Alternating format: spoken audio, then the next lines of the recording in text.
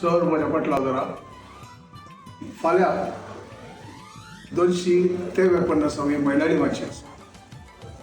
त्या मैनाडी माचयेंत 60-70 मधुर पदां 60-70 जाल्ल्या व्यक्तींत हांव सादर जाता.